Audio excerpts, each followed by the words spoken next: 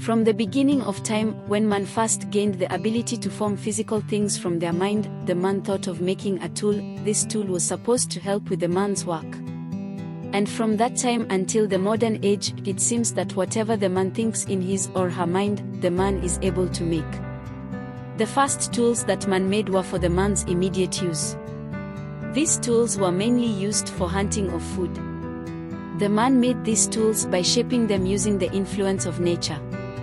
Man was able to observe from nature and was inspired by the sharp teeth of the predator. The shape of the teeth caused a thought trigger for the man to understand what shape is required to create the hunting tools. Using the natural pattern recognition ability, the man was able to get the shape from his or her mind to the material that the man could manipulate to the required shape. To start with, man was working with tools mainly to improve man's hunting efficiency. As a hunter and gatherer, the man was able to slaughter more animals and was also able to get other materials from the animals. This greatly inspired man, as he was able to now see the importance of tool making as an extension of man's consciousness.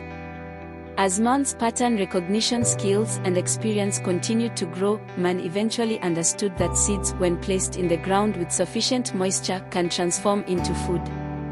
Man used the existing tools to manipulate the man's immediate environment.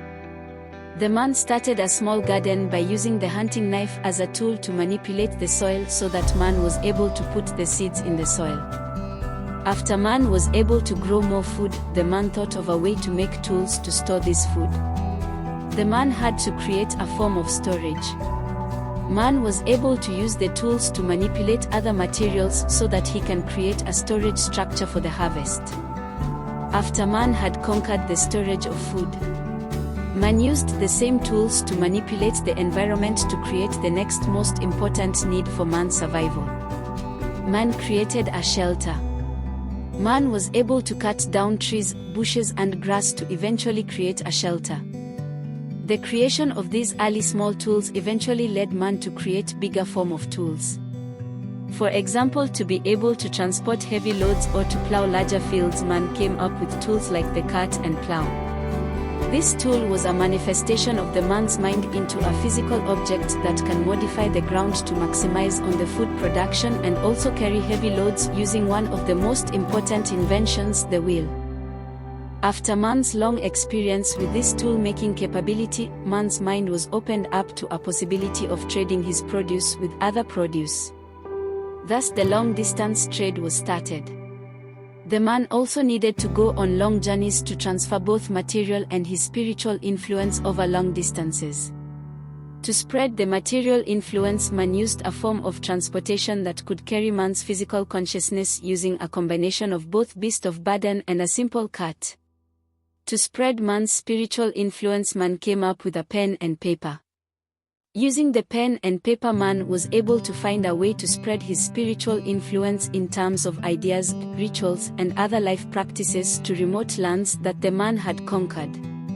The pen and paper was one of the most important inventions for transferring ideas, influence, and eventually propaganda and religion. This paper with words written on it can be said to be the first non-living thing that could speak. After many years of trading and conquering experience, man was finally able to improve the cart. This was only possible because man had successfully domesticated the horse. The horse was faster and stronger than man's existing beasts of burden like the ox and donkey. Man coupled the horse to a smaller cart and called it a chariot. The chariot enabled man to transfer his consciousness faster over long distances over land in a very short time. These traveling tools over land eventually gave man the idea of putting man's consciousness on a tool that enabled man to traverse long distances over water. The man named the tool a ship. Man was still not done. Man had one final frontier to conquer. One day man was observing the skies and man asked himself, "Wouldn't it be nice to transfer my consciousness through the air?" Man started working towards that goal of creating a tool that would enable man to travel through the air like birds. Initially man thought of making his flying tool like that of the shape of the birds. He tried this for many centuries without success. Eventually he was able to use the fabric-making tool skill to create a tool that he can put his consciousness in and float through the air. That tool enabled man to perform the first balloon flight. It was only after the Industrial Revolution that man was truly able to create a tool that was able to convert lots of fire energy in a small compact design. This fire-burning technology enabled man to truly conquer all the lands, seas and air. This enabled man to spread his consciousness and also his influence in all parts of the world. After conquering the whole world, man started thinking of transferring his consciousness to outer space and eventually to the planets of the solar system.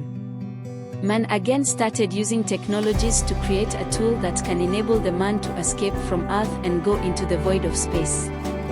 But all man has been able to do is to orbit around the Earth from a slightly higher altitude. After more than half a century, man has not been able to create even a moon base. During this industrial revolution, man had a challenge of doing repetitive tasks.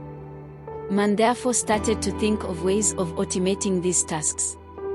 Because man had a way of using a paper to talk or communicate, he therefore had to come up with a way that he can talk to his machines. If this was possible, man figured that he can instruct the machine to do the repetitive tasks for man, thereby freeing man to do other important things like going to church and creating artworks. During the Second World War, man eventually needed to create a lot of tools for his bigger tools like ships, airplanes, and vehicles. This gave rise to the first computer numerical controlled machines. Man was able to produce many things with a consistency that was never seen before in man's history. This automation of the industry eventually gave rise to the information age, as man was now able to finally put his thoughts into a machine.